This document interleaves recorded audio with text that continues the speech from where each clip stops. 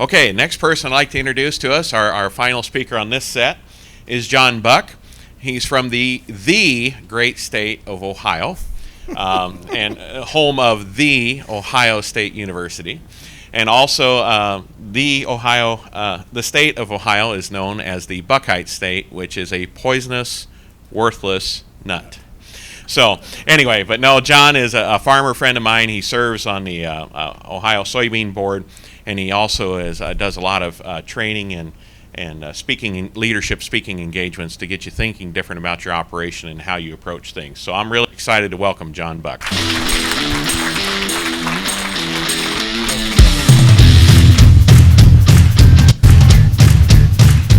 I was worried about what music they were going to play. They didn't tell me.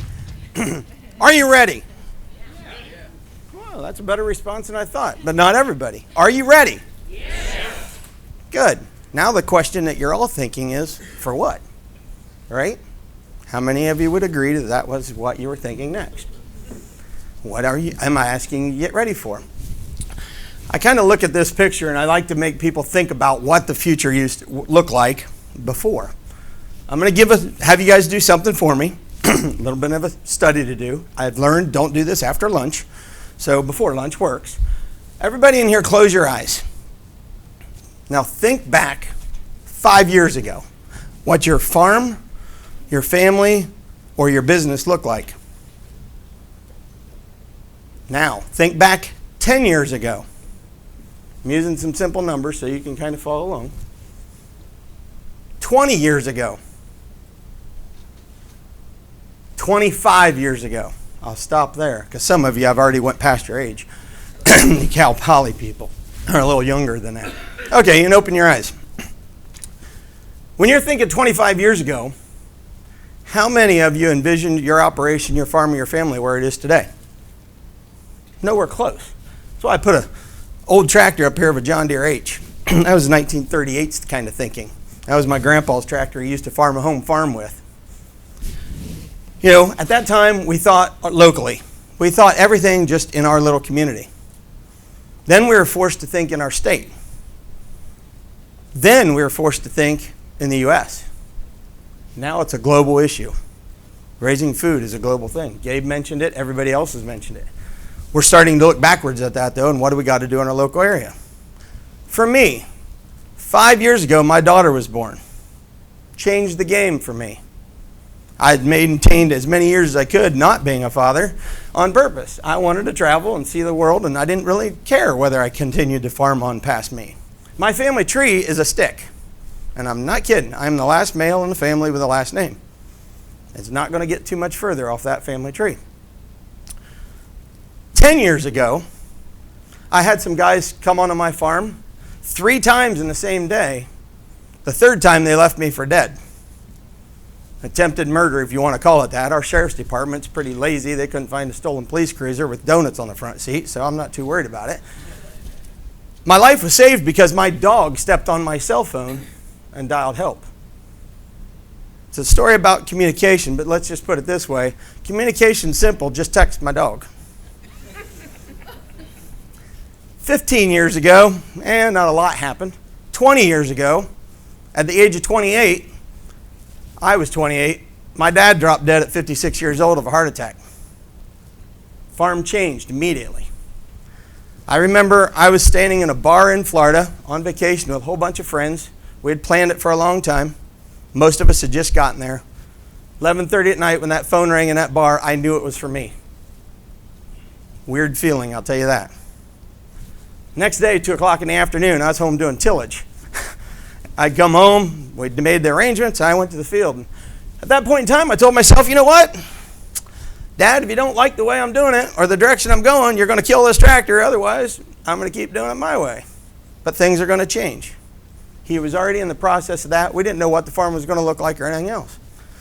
25 years ago, on the farm, what did you do if you had a flat tire, you needed seed, or you were hungry? What did you do? Most of you are going to think about this for a minute. You didn't pick up the cell phone and call somebody. You didn't have one. I had one of the first cell phones in our area back in 1993 for a company I worked for, and it was an old bag phone attached to the car, and if you wanted to go mobile, you better be taking the car with you. Think about it. We didn't have that. Now we just don't have to plan. KDU 5318 was our mobile-to-mobile call to mom or mobile to base at home on the CB radio. That was our way if we had that, or we had to plan ahead. But what do I bring all those up for? Every one of those was a life-changing experience for me that changed the paradigm for me real fast. That's all we're talking about, changing the paradigm. Every one of those set me into a whole different program. I didn't know exactly what was going to happen with it. I had to do something different. I adopted no-till. Why? I covered the U.S. as a sales territory for an ag company. I didn't have time to be doing tillage work. It wasn't because of all the reasons now I know why that works for me. It was because I needed to adopt something different for my operation. I know the worst thing that I've got going right now for my little 5-year-old daughter is auto steer. Because I don't know who else has a kid that stands up and dances to music cranked while the tractor's driving across the field doing the grain cart, and she's out there dancing in the middle of the cab. You know, she's just having her fun. I'm like, honey, you got to pay attention to what we're doing here. No, you got it right now, Dad. I'm going to just dance. But I had to think about it because she's out there with me. In the middle of the night at 12:30, we have sheep at home on the farm. I don't know, Gabe, you can have all the power with them. I still think they are kind of dumb. And I don't know that it's really doing me a lot of benefits at the moment, trying to market the lamb and do things with it differently. But, you know, at 12:30 at night, she's out there with me when one of them's struggling to give birth. And I'm pulling the lambs. I'm doing CPR to a baby lamb. Everybody always asks me, I said, John, why would you do CPR to a baby lamb? They just want to die. I said, yeah, but I want it to die when I tell it to. I want it to have that bad day when I choose, because it's financially liable or financially beneficial to me. She's out there watching me do that, learning from my example. Soil health is very important. I travel throughout the United States, my colleagues here too, and we travel and we work for other companies from foreign countries, from you name it, trying to work with people to figure out how and what's the best options for them and their program, their operations, and whatever else. My best sales day is when I roll into a guy's farm, maybe like Gabe's, and I sit there and talk with him and I don't sell him a thing. I learned from him rather than try and sell him a product. Or if I can sit there and tell him and advise him, sir, you don't need me. You're doing everything right. One of the companies I work with sells mycorrhizal fungi. Kind of funny. You guys have talked about it every session so far. And you can build that up and get it into your soil and get it into your health. There's a lot of people, though, that need it and need it reintroduced. So that's one of the challenges. Why should you care? Think about it. Store closed. North Dakota, guys, what, 95% of your soybeans out of North Dakota go to China? Get the heck out of the state. In Ohio, 2 out of every 4 rows goes to China. 3 out of every 4 rows goes out of the state of Ohio of soybeans. That store's closed right now, or has been. Starting to open back up, but that changed it. That changed the paradigm for us. What do we got to do? I don't know how many of you like the used cow thing, but I think it's pretty cool. I think I would market the young heifers as new, fresh, brand new, ready to go kind of things. But we're seeing that around. The zero farms or no farms. Gosh, we got every environmental group and every working group out here. How many of you watched the game where the Texas Longhorn went after the dog from Georgia? I think it's funny.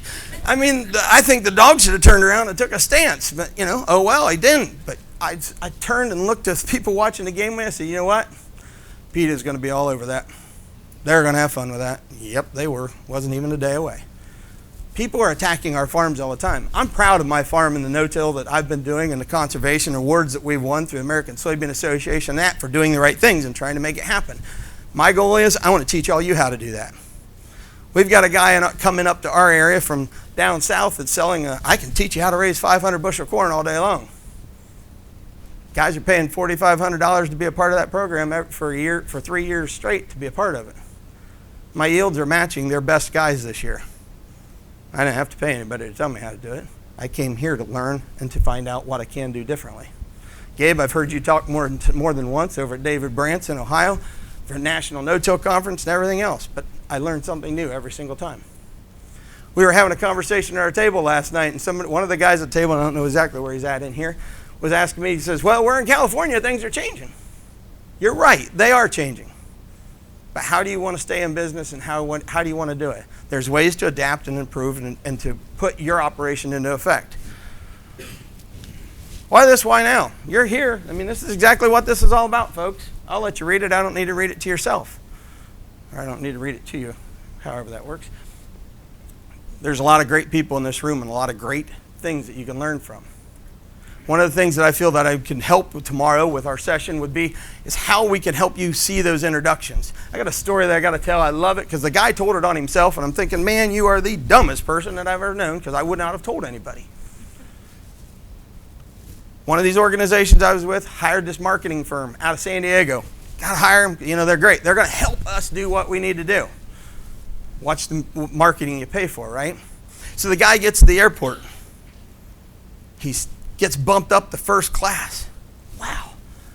He gets on the plane. He boards first. Got a window seat. Sits down the window. Puts on his little blinder and goes to sleep. Just out. He was going to Washington, D.C. to meet a guy, and the guy told him, I can meet with you Monday morning at 7 o'clock for a half an hour, and that's it. That's all the time I got. That's all I need. I'll get you. I'll be able to talk with you. He gets to Washington, D.C. The next morning, he's waiting down there at breakfast. The guy calls, said, hey, I'm running behind. You're only going to have about 15 minutes, but I am coming. The guy walks into the room, walks up to the guy that had flown from San Diego there with his blindfold on and all that, says, I'm so-and-so. He said, I'm so-and-so too. He goes, you don't know me. You don't recognize me, do you? I said, no. Why should I? I sat beside you on the plane the whole way here. Marketing opportunities. How much money did they pay that guy? And all he had to do was open his mouth that much, introduce himself, and guess what? Most of you, I wonder if you know that one of the drivers in the hotel up here, his dad and him farm 20 acres organic right outside of town. Produce. There you go. You talked to him and you found out who he was, learned a little bit about him. One of the stories that I also love, and Monty and I had a great one there a year ago, was that our boss for one of the companies we work with was over here at Forbes Ag Leadership piece. Had a great conversation at dinner with Monty. What was funny is we met Monty a couple weeks later in St. Louis. We were talking. He goes, who's this guy? Listed his name that works, for that company. I said, well, he's our vice president of sales and marketing. He goes, oh, he never mentioned you guys once.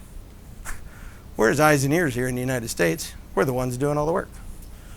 Wow, thanks for really making those introductions. And I tried telling him, and I told our boss, I told him, I said, here's the deal.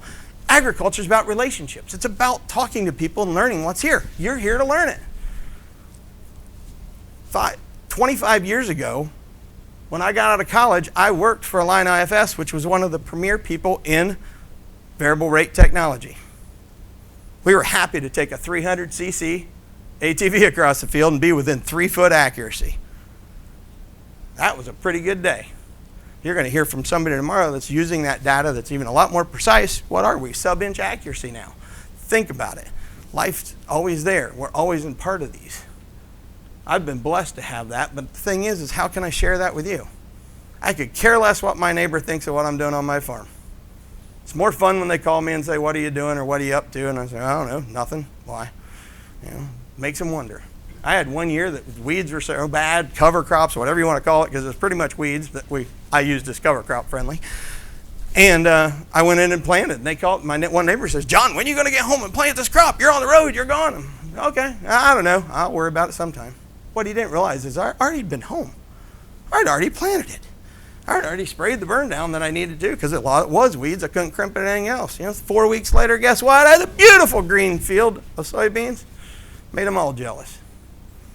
Did I care what they thought? Nope, because they're not going to listen to me anyways.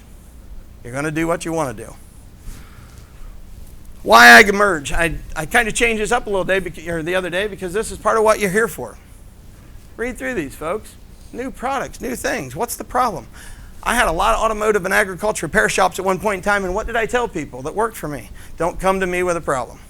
I don't care. I said, come to me with your idea of a solution. Then we can move forwards. If you're just going to come to me and complain, I might as well get married and keep that one going for whatever it's worth. My dad always told my mom, he goes, I hope you get remarried if something ever happens to me. And she's like, why? He goes, I don't want to be the only one going through life this miserable. They had a great relationship, let me tell you. And my mom ended up marrying a guy that she had dated 34 years previous when she dated my dad at the same time. For you young ones in the room, you know what won it for him? Dad wrote. The other guy didn't. He didn't have a cell phone. He might have had a phone, but he wrote. She ended up marrying him. They produce farm. Why my mother from Long Island, New York, decided that she wanted to marry a grain farmer to start with, then moved to produce in her 60s. I don't get it. I told her, I said, if something happens to him, you're not marrying a dairy farmer. You don't need to go to more labor and more work at it, It's just not going to happen. But it's there, folks. The technology, the answers. When they decided to retire from farming, you know what? I said, I'll farm it. It was in the city limits of Akron, Ohio. Gabe, you think you're in the city limits? Let me take you up there. I had to figure out how to get the floater tires on the combine shrunk down to be under 15 foot to get down the road. It was a 110-mile combine ride, 6 hours to get up there when I take the combine. Trucking it's not worth it. I got to tear more off of it than I do to just go. Travel at midnight and, you're there by 6 in the morning. Nobody really on the road. The ones that are idiots anyways. If they can't see your lights, oh well. They'll figure it out.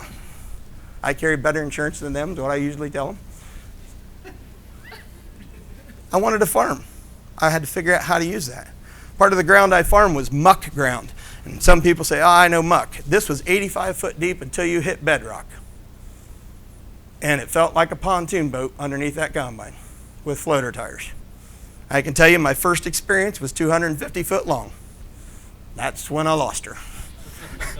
I was into the third step on the left side. The right side's up on the ground. Contour master kind of chucked out. It was out. 3 4-wheel drive tractors in series hooked behind me, and we all took off at once. And I said, boys, when you don't stop until you hit the blacktop up there, I don't care, this baby's going in. We got her out.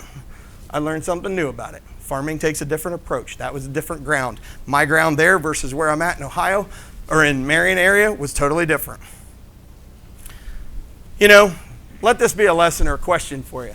Thousands of dollars have been invested in you for this operation, for you to be here to learn, to talk with people.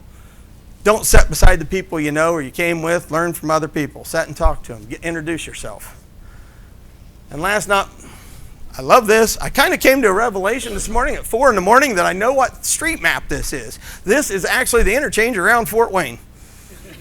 I've figured it out. But think about it, folks. We'll talk more about what the right direction is for your operation tomorrow. Thank you.